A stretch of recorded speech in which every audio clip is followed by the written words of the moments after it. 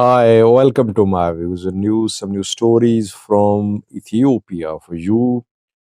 Firstly, tension in the Ago Avi region, Ago Avi zone of the Amhara region. Tension between Ago militia members, Ago Avi zonal government officials, and Amhara regional government. What happened there?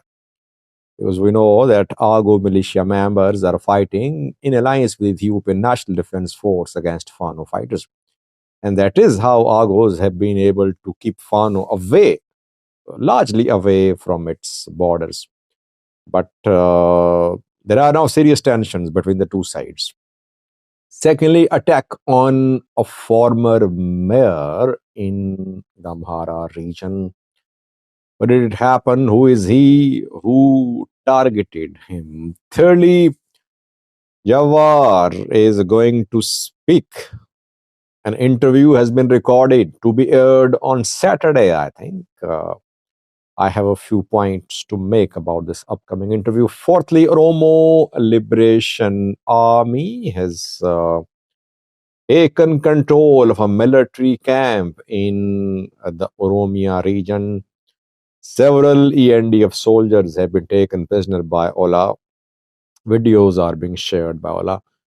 And we'll also have a look at a statement of Ethiopian communication minister about the drone strike which happened in Horogodoro Valley. Government seems to be denying the drone strike which killed some church officials reportedly, including two deacons. Firstly, viewers, Ago Avi zone of the Amhara region where several developments are happening. Several developments between Argos and Amhara regional government. A few days ago, we heard that Argo Democratic Movement, an armed group, struck a peace deal with the Amhara regional government, mediated by Ethiopian military. Argo Democratic Movement agreed to lay down arms, and Amhara government agreed to give the right of self-administration to Argos. Will this self-administration be in Waghimra zone or Argo Avi zone? It's not clear, no time frame. But Argo Democratic Movement reportedly reached an understanding. Let's see how this agreement is going to be implemented. In the Argo Avi zone, we have been witnessing mobilization of Argo youths against Fano fighters. Argo militias were raised here by Ethiopian military, and the militias are now stopping Fano from entering deep into Argo Avi zone. I think Fano fighters are in some parts of Argo Avi zone. They are in control of Oyugugusa. Oyugugusa is part of Argo Avi zone, and Fano fighters have carried out several attacks in Argo Avi zone. They attacked Dangala. They attacked other places too, but mainly they attacked the retreat. They attacked Talilli too. And they have to retreat because Argo militias are very active in the Argo Avi zone. Now, some differences are emerging between Argo zonal government officials and the Amhara regional government officials. What is the nature of these differences? Reportedly, Amhara regional government has decided to make new appointments to the Argo Avi zone. Argo Avi zone administrator, deputy administrator are being removed without consultation. Amhara government did not consult Argo Avi zone before making these appointments. That has led to serious rift between Argo zonal government officials and Amhara regional government officials. And the defenses became so deep that reportedly Argo militias yesterday refused to fight. And they threatened to boycott the military operation, the defensive operation against Fano fighters. If this rift continues, obviously Fano fighters would take advantage of the situation and they would enter Agu Avi zone. ENDF is trying to control the situation. Where is Ago Avi zone governor? Engida Dagnau. No one knows. His whereabouts are unknown. That is why rumors are being spread that Engida Dagnau has been put under house arrest. It's not clear where he is. I don't want to spread any rumors, but he's missing. And that is why rumors are gaining ground that Amhara regional government is pushing Agos against the wall. Let's see how this conflict between the two sides is resolved. But I got this information from the people who are there on the ground confirming this new dispute between Ago Avi zone and Amhara regional government.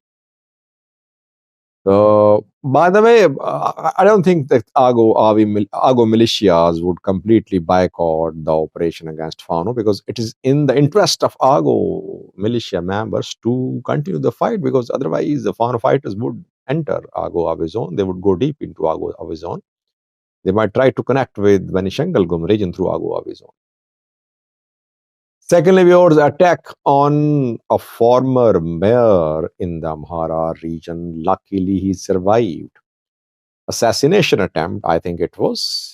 Failed assassination attempt. Assassinations are a norm, not an exception in the Amhara region. Dozens of people have been assassinated in the Amhara region. We have lost count of assassinated people in the Amhara region so far. Mainly Prosperity Party leaders, police chiefs, administrators are abducted or assassinated. Those who are proactively participating in the operation against Fano, they are targeted. Assassinations have happened across the Amhara region, in Gondar, in Gujum, in Wollo, in Shoa. In all these zones, we have witnessed dozens of assassinations so far. This latest assassination attempt happened in Kobo, where a former mayor was the target of this attack. His name is Adiso Vodje. This Vodje was targeted when he was at home. He sustained some injuries reportedly, but he managed to survive. Reportedly, he managed to survive. He is injured. A person was killed in this clash. Who attacked these over the day? It's not clear, but most of the assassinations in the Amhara region are being committed by Fano fighters. Fano fighters don't take responsibility for these assassinations. But in the private conversations and the outlets backed by Fano, they report about these assassinations. And they say unknown forces have killed people, but not unknown forces are committing assassinations in the Amhara region. Obviously, Fano groups are behind assassinations, and they don't kill people immediately. No, they always warn people. They warn Prosperity Party members. They threaten them. They contact their family members. They call them, and the last resort is that they assassinate them. Thirdly, viewers, Jawar, Oromo Federalist Congress deputy chairman, who has fled Ethiopia, I think, because he has not been seen in Ethiopia recently. Jawar is going to be interviewed. I think he was interviewed, recorded, and interview is going to be made public tomorrow, on Saturday. The interview was conducted in a neighboring country, in Kenya, I think. And the interviewer went to Kenya to take Jawar to interview him. I'm looking forward to this interview. Will Jawar say anything about Prosperity Party, about PM Abi's government? Or will he talk about general issues without naming, shaming anyone? A clip has been published by the journalist who interviewed Jawar. a highlight of the upcoming interview. And the clip shows Jawar talk about uh, pre-arrest situation. He was arrested after Hachalo's murder, I think. And Jawar can be heard saying that he was expecting two things before his arrest, that either he was going to be arrested or he was going to be killed. So he was ready, he was making preparation, but then he was arrested. He was released around 2 years ago. Will he ever talk about what happened after his release? People want to listen to him. What did he do for Oromia, for Oromo people, for Ethiopians, for Ethiopia after his release? This is the question. Will he talk about that in Saturday's interview? We'll see. I would request viewers who watch his interview, do share the translation with me while interview is ongoing, because I won't analyze the interview. I have my translators too, but I get translation from multiple sources. That is how I'm able to get accurate translations. So do share translation with me, and then we'll analyze Jawar's interview in detail on Saturday. People accuse Jawar that Jawar is in secret alliance with the PMRB, that Jawar is minting money. People raise all types of allegations. I think he should address these allegations. He should tell what he is doing. What is his agenda? Is he minting money? What is the nature of his relations with Abiy, with Prosperity Party? What should happen in Ethiopia? What is OFC's agenda? Is OFC going to wait for next election? Does it have any political agenda? Let's see. Will Jawar address this question, or we will see tomorrow. Fourthly, viewers, Ethiopian government has denied having carried out the drone strike on Horogodoro Valaga. 2 days ago, there was a drone strike on Horogodoro Valaga reported by locals, in which a church was targeted. Baro Molo Gospel Church was hit. Church officials were hit. Two deacons were killed. I think around 10 people were killed and injured in this drone strike. Lagasse Tolo is Ethiopian communication minister, and he talked to the BBC, I think, or some other international news outlet, and he denied. He said no drone strike has been conducted on Horogodoro Valaga. So people are saying drone strike was conducted. So he's denying the use of drones against OLA, because this is the only drone strike conducted in Oromia this month. Let's see.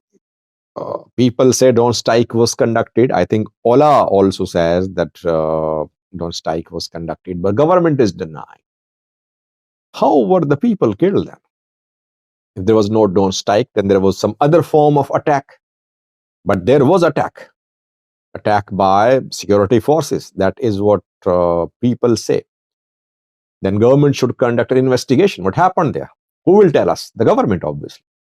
The government should tell how 10 people, how is that 10 people were killed, and they're saying that there was a strike there.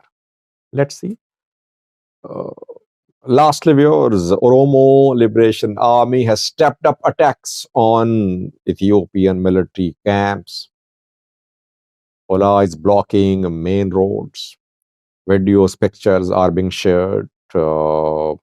And OLA's activities are very well coordinated. In different parts of the Oromia, these operations are being conducted by OLA in a very coordinated manner.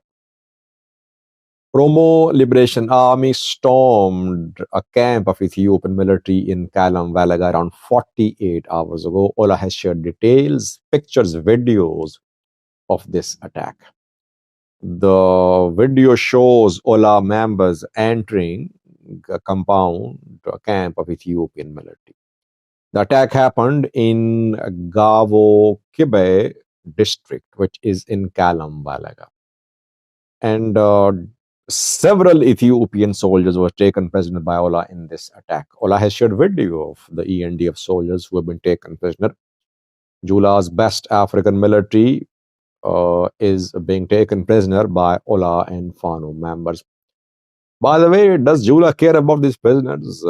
Does ENDF talk to these groups for the release of their people, or do they forget them? I am not aware of any talks between FANO and ENDF, OLA and ENDF for the release of ENDF soldiers. And generally, OLA, TDF, FANO, they did not kill ENDF soldiers. They captured them alive, they released them afterwards. It's not that Ethiopian National Defense Force made big efforts for the release of their people.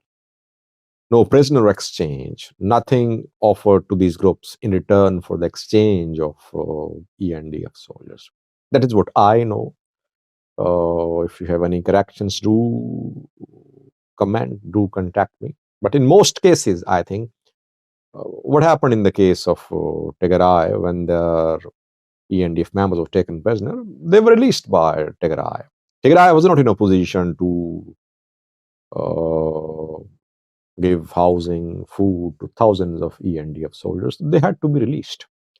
Same happens in the case of Ola Fano. These groups cannot take these hundreds of prisoners with them. They are guerrilla fighting units. They have to be very mobile. So that is why they have to release these ENDF soldiers who are mostly released without any harm caused by those who kidnap them, who capture them. Watch two videos showing Ola fighters' entry in the camp of Ethiopian military and then ENDF soldiers who were taken prisoner by Ola at this camp. Thank you for watching.